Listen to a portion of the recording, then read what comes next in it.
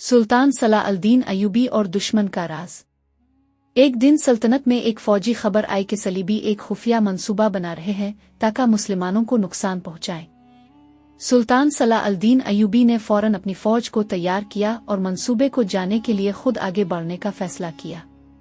जब वो दुश्मन के कैंप के करीब पहुंचे तो सुल्तान सलाह अल-दीन ने देखा कि दुश्मन के कुछ फौजी एक दूसरे से बात कर रहे हैं और उनका मंसूबा जाहिर हो गया।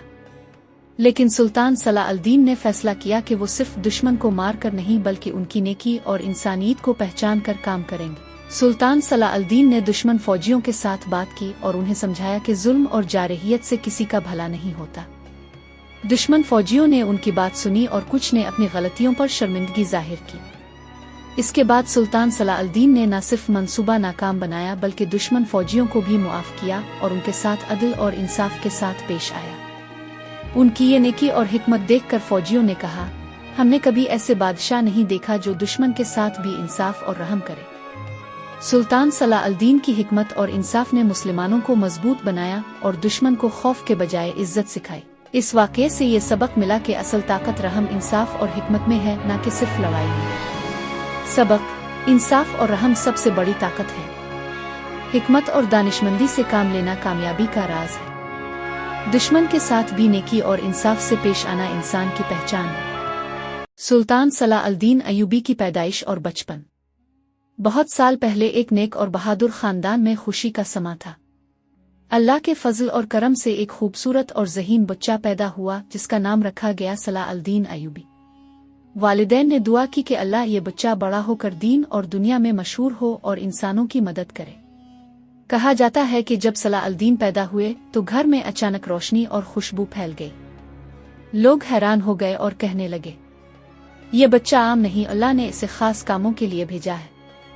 छोटे सलाह अल-दीन में बहुत जल्द नेकी, बहादुरी और दानाई के आसार जाहिर होने लगे। वो दूसरों की मदद करते, कमजोरों का ख्याल रखते और हमेशा सच बोलते।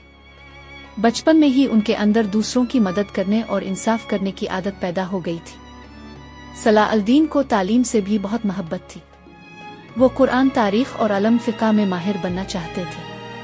उनके उस्ताद उनकी ज़हानत और समझ बोझ पर हैरान रह जाते थे। कभी कभी वो गांव के बच्चों को साथ बिठाकर उन्हें नेकी और बहादुरी की कहानियां सुनाते और उन्हें अच्छे अखलाक अपनाने की तरगीब देते। बचपन में ही सलाह अल-दीन की बहादुरी और हिम्मत के किस्से मशहूर हो गए थे। एक दिन गांव के बच्चों के साथ खेलते हुए उन्होंने देखा कि कुछ बच्चे दरख्त के नीचे फंस गए हैं। सलाह अल-दीन फौरन दौड़े और उन्हें महफूज निकाला। सब लोग उनकी बहादुरी और मोहब्बत पर हैरान हो गए।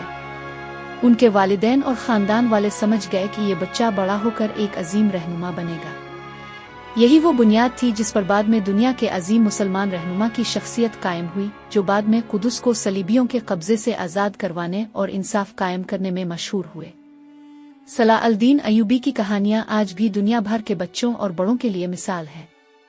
उनकी जिंदगी हमें सिखाती है कि हिम्मत, ईमान, नेकी और दूसरों की मदद करना सबसे बड़ी ताकत है। सबक: बचपन में नेकी और अच्छे अखलाक की बुनियाद रखना जरूरी है। अल्लाह की रहमत से अजीम लोग पैदा होते हैं।